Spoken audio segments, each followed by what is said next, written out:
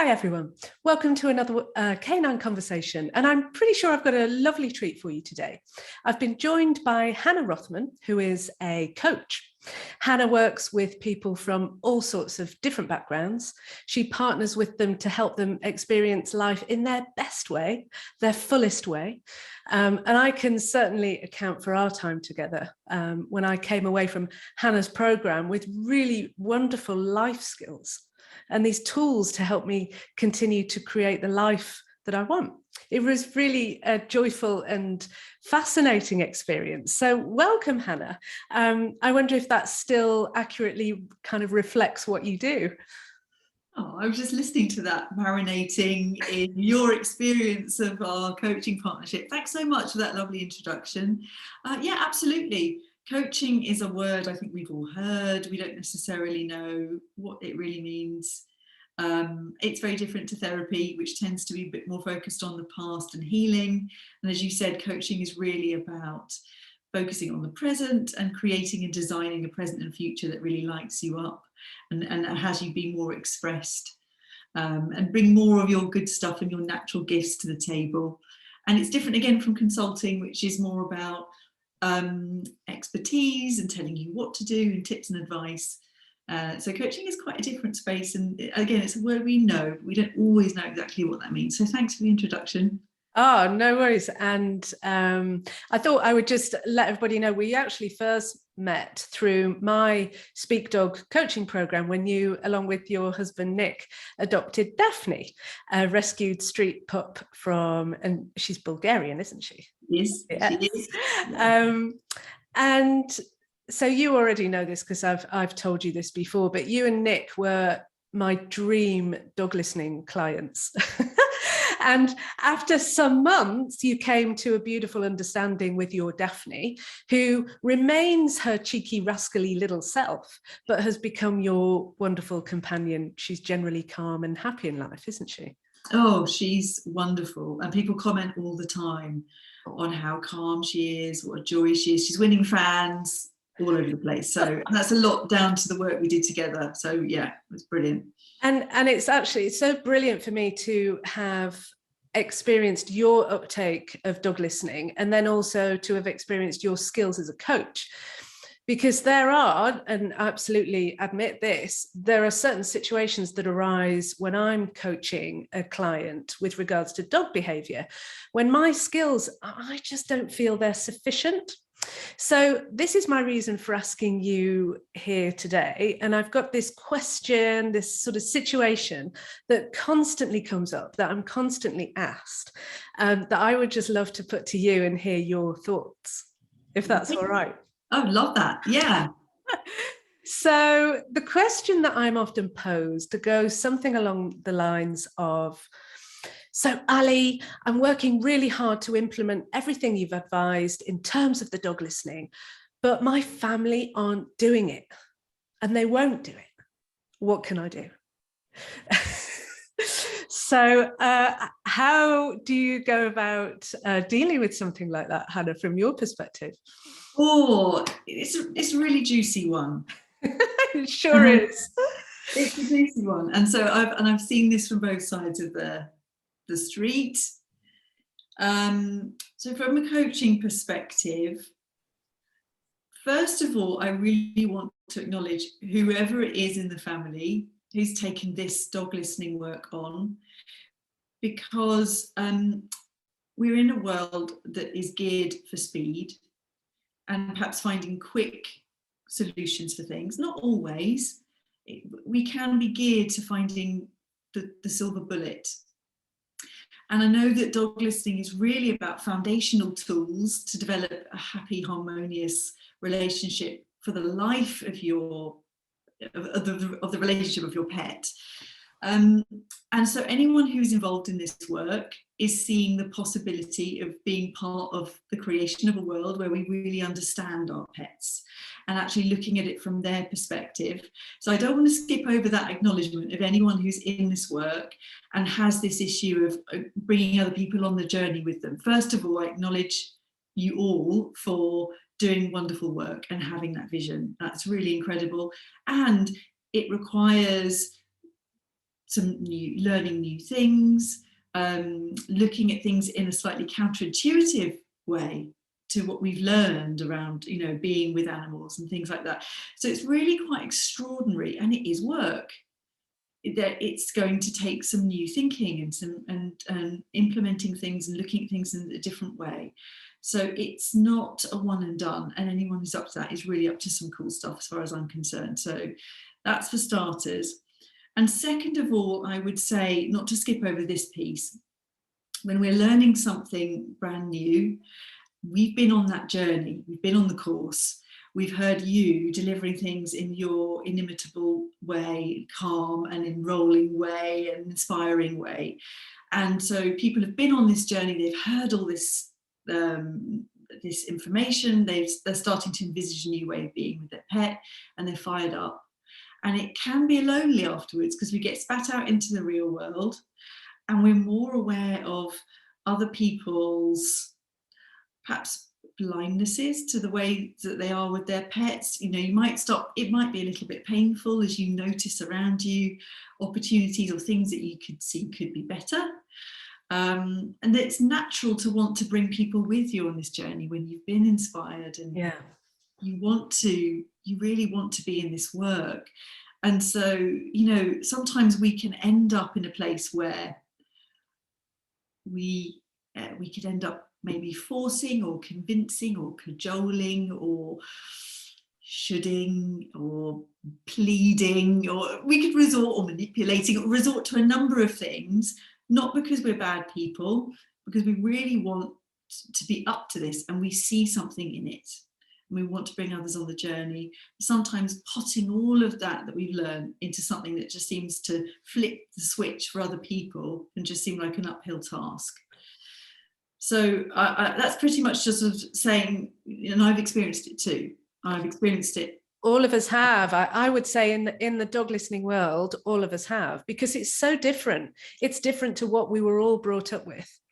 And it requires some change from us, rather than, a lot of people come to someone like me wanting change in their dog, not quite realizing that will entail some change in themselves. So it's tough. And I think we've all been through it. Yeah. And we're looking for transformation, long-term change, and it's a continual process. It's not a one and done. I did all the things, I looked at all the 4 cornerstones of dog listening, and I did that today, and now everything's fixed. So yes, those things can all be on our minds and in our hearts as we're wanting to take this into the real world. So I think what I have for your dog listeners is that there is an alternative, or there's another way to look at bringing people along on the journey with you. And I mentioned it earlier, it's enrolment. It's the concept of enrolment that I want to introduce. And this is very different to convincing. And they're looking in slightly different, or asking the person you're with to look in a slightly different direction. That anything that's a flavour of convincing is sort of holding something external out here and saying, look at this shiny thing. Isn't it great? Isn't it great? Isn't it great? And it might be great, and they might also see that it's great. Enrolment is slightly different in that we're asking the person we're with to look inside and say, okay, well, what would you imagine might become possible if you were to shift your relationship with your dog a little bit? What's working for you at the moment? What isn't working for you? And what would you love to change if you could just create anything you wanted? So you're starting to get them to look inside first, and to start to see, well, where am I? Where am I in relationship with my dog? I know that sounds like big coachy. It sounds a bit coachy, but really this could work with kids. This can work with people of all ages. Is that we're really asking, in the same way that we're doing with our dogs, what's going on for you first, and really understanding that. And then we've got this wonderful toolkit that your work is really tooling people up with to come in and see, and to support them and partner with them in creating this vision. And everybody's vision of what a brilliant relationship with their dog might look like could be really different. For kids, for example, it might be that the reality of having a dog in the house is a bit less fun than they thought it would be. Sometimes that's true, yeah. It might be.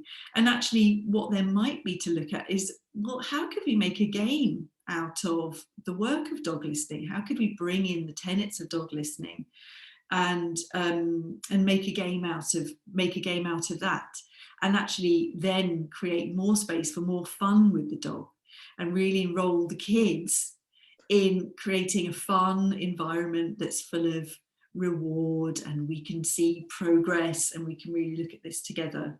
That's a really lovely idea, actually, because I found that if you can enroll the children, you've almost nailed it, you know, because sometimes when the kids really understand why they are being asked to disregard their best friend at this particular point in time, if they can really understand that it's the kindest way to deal with a dog, it's going to really help their best friend, then they'll really carry it on. And they're the ones that sometimes remind the parents, I've found in my experience. So I don't know whether you can hear, there's Ludo snoring. He's just joining in with his relaxation and his energy.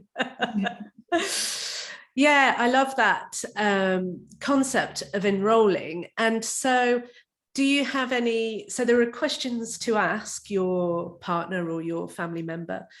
Do you have any tips on how to maybe start that conversation? Because I wonder if people are even used to having that sort of conversation. Yeah, absolutely. It's one thing to hear it, and you're absolutely right, Ali. It's another thing to apply it to real life. And that's what I found a lot from working with you, actually, was taking the concepts of working with your dog in this way and actually making them real. You know, taking them out off the pages of a book and really understanding what does it look like in real life. So it's a great question. The first place to start is with yourself, enrolling yourself, and you may have to re-enroll yourself all the way along the life of your journey with your dog. What is it I'm in this for? What's my vision of success? And that might shift and alter over time. What is it that I really love about this work and what I see for myself? So once you're really enrolled in this yourself, and you may already feel enrolled, but really getting clear on what you see in it is going to make it much easier to communicate that with other people. And really then when it comes to working with people, you know, if it's with the kids, you might make, hey, you know, I've been really thinking about Ludo, and wouldn't it be fun to play more games with Ludo? What do you think? What do you think would be more fun to have with Ludo in our lives? And while we're talking about Ludo, you know, what things aren't you finding fun? And is there anything, if you could imagine a dream scenario in a world which incorporates Ludo, what would it be? You know, what sort of things might we be up to? So just asking the kids, really, you know, perhaps inviting them into a conversation that's going to be fun, where they aren't necessarily hearing, oh, there's going to be a lot of telling. Telling is not enrolling. Information isn't really enrolling. Being with people of all ages and asking them, you know, you might just introduce, I've really been thinking about the dog, and as you know, if you might be talking to your husband, as you know, I've been on this course and I've been looking around and I've been seeing so many people having relationships with their dog that could be better. And, you know, I've been thinking about our relationship with our dog, and I've just wondered what do you think about when you think about the dog? How do you see it? You know, what do you ever think about the dog and our relationship with the dog? You know, just to start with some curiosity. Yeah, that's lovely. And actually on that point, and this is something we use a lot in coaching, is we ask questions that are open. You know, what questions and how questions. Generally, what questions are ones that open up, and then they are less likely to incorporate too much of you and your stuff. You know, what do you think about this, or what comes to mind when when you think about Ludo, what does come to mind? I just don't even know so much about your relationship. I'd be curious to know what comes to mind. That keeps things nice and open, and it invites people to bring genuinely what's up into the space between you. That's lovely. And actually, I'm starting to kind of think, as I do, about things where Aidan and I have had this kind of conversation. So I know that it's hard for Aidan to always remember, even after all these years, straight from work into the house, remembering that, if a big white lump comes charging up, the sort of natural human response is to look down and, give attention to the charging white lump. But you've just made me think, actually, if I enroll him in part of that process and say, I could, something like, I know that it's hard for you to remember, what can I do to help remind you, rather than, text him and say, remember to ignore the dog, or whatever it is that I do for him, enroll him in choosing the tactic. And I could see this could work well. Yeah, there's a partnership in that. Yeah, now I can see that. Yeah, really in partnership, and in also, there may be moments to come back to. You might meet resistance. You might get some flavour of, I'm tired, and when I come in the door, I just don't want to be reminded at all. I just don't want to have to think about that. I just want to have a cuddle with Ludo, or you might meet some resistance. And so I think sometimes just giving people some space around that moment. Yeah. And maybe just noticing, okay, there's some resistance here. There might be a moment when that's not necessarily in the air, where you can talk again about what you both see for the longer term vision for you and the dog. When things are happening regularly and we're going off track regularly, that might be a sign that we've lost a sense of where we're going. Yeah. To re-enroll all the family in our vision, and maybe some things have changed, and it's an opportunity to keep checking in with each other. And really, this concept of enrollment you can use across the whole landscape of life. When really what we do is we see these things and we get curious about them and see, I wonder if actually it's time for a check-in. What might be going on there? There may be other things going on, for your husband, that gives you an opportunity to be in a deeper relationship with each other, actually, as well as with your dog. So these things do have, the more people feel seen and heard around you, by you, the more likely they are to be open to coming back to this kind of visioning. Yeah. And when you do actually offer, hey, in those moments when you tend to forget, what do you need to hear from me? What do you need from me in those moments, if anything? Yes. Then you can remind them, this is a conversation that we've had, and I'm doing the thing that we agreed I would do, and I want to kind of support you in this way. And so again, that just we're all then partners in this, and we can support each other in that way. And life happens. I've experienced it too. Both my husband and I have had moments where we've had to put great big signs on the fridge saying, I am a leader, my dog can breathe in. Had signs all over the house just reminding us, and we have had to get together and say to ourselves, hang on, why are we doing this? Same here. Even as the household of a dog listener, we will still have those conversations, and we will still be talking about, actually, what do we need to do to now move him on to the next level, or that kind of thing. So we're all human. So what we're saying then, if I've got it right, is enrollment is about being curious about the other party and asking these open questions. Did you say? I think you said open questions. So the what's and the how's. How does this make you feel, or how can I help? that kind of thing. Yeah. Once you've got the what, I mean, very much once we're starting to see what do we want to create, what is the experience of our dog we want to create, then we can get to the how. That's a beautiful place to come in and say, actually, that really makes me think of these tools that we have in our toolkit, and actually maybe we focus a little bit more in this area. And wouldn't it be fun to kind of check in, or keep a little diary, or there are all kinds of creative ways you can bring the practice of developing your relationship with your dog into something that's normal, that's part of family life, something you talk about like you talk about other things. And really enrolling, I often hear people say, well, what do you need to be enrolled? That's another question to ask people. The word enrolment, I think, is probably more of a coachy term, and we might not use it in the same way. But essentially, it's asking people, well, what do you need to come on this journey? What's missing?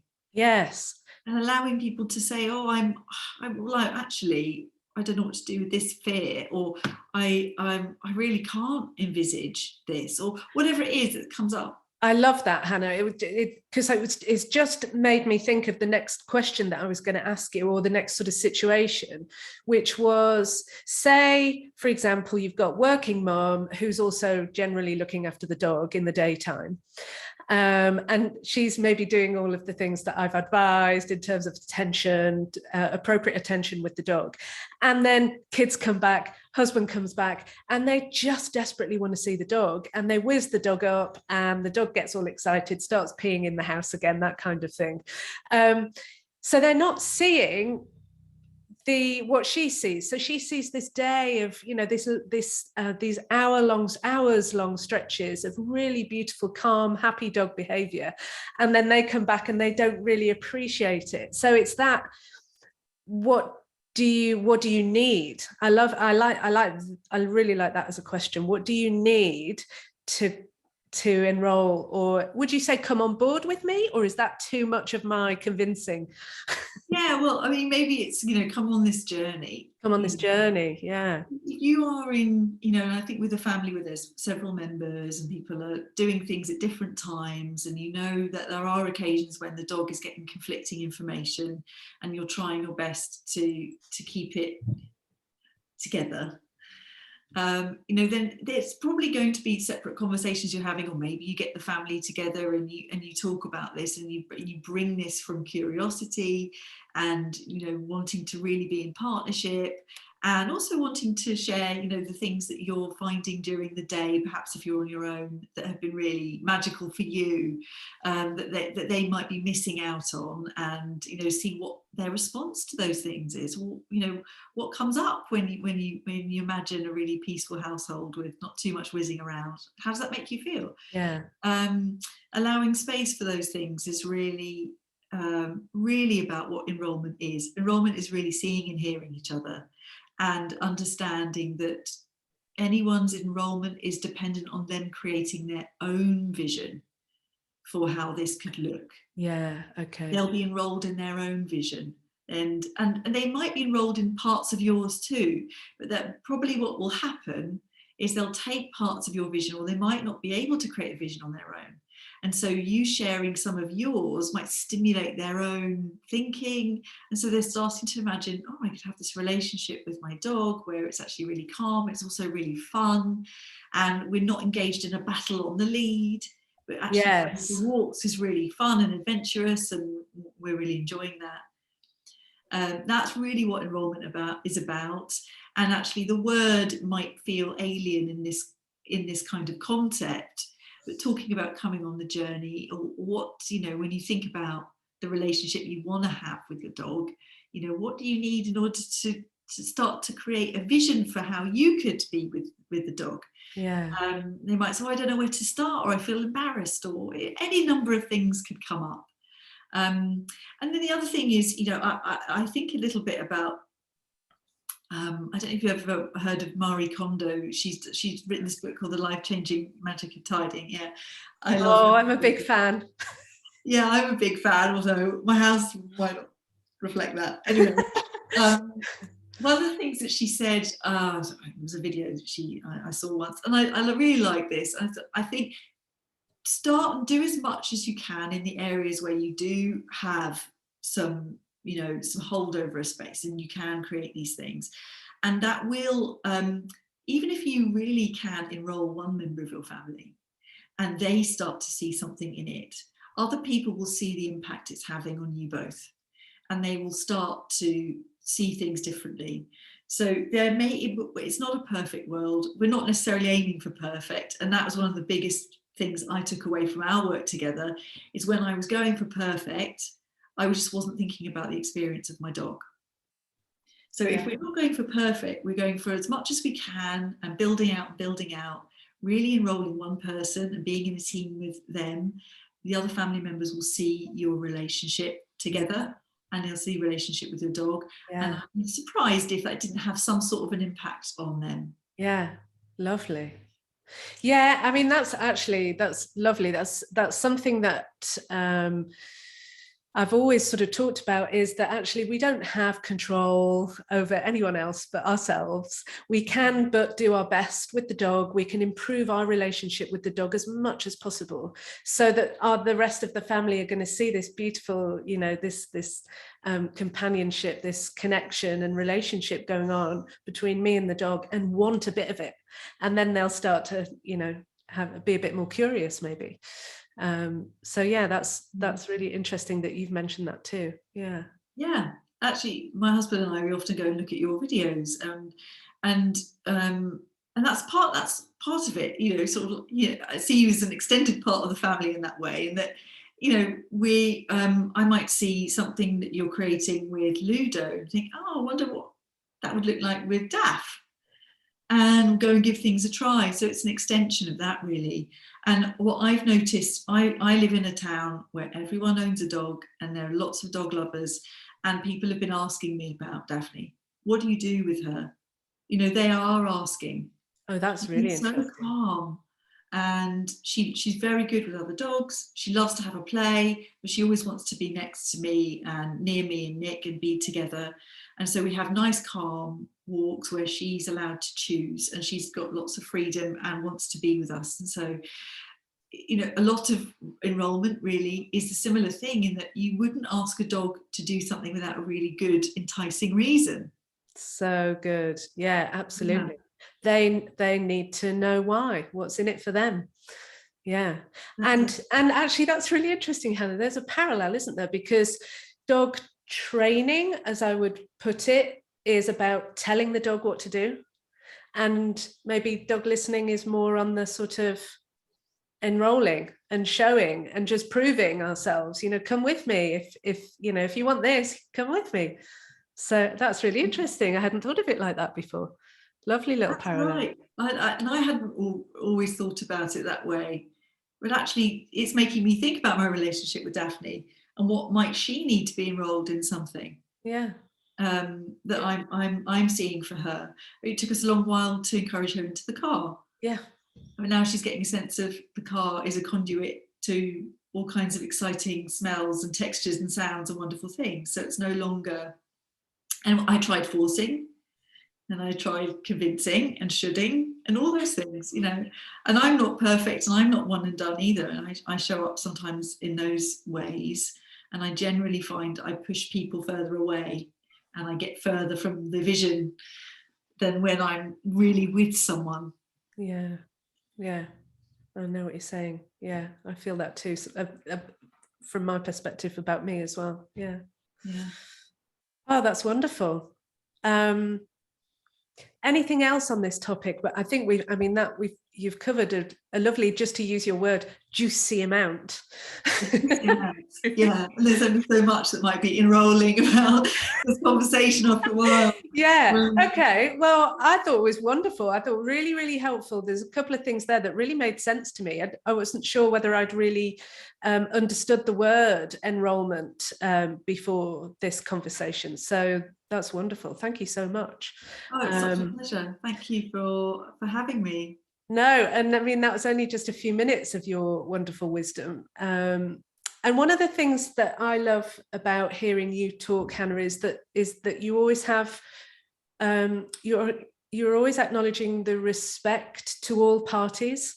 So it's not like one's right and one's wrong. We're only ever humans doing our best at any given moment. So I really love that empowering message of what you've just told us. That's wonderful. Thank you. Oh, thank you. That's lovely to hear. So if anyone watching this would like to know more about you or be in contact with you, your website is hannahrothman.com. hannahrothman.com. Yeah, all my contact details are on there.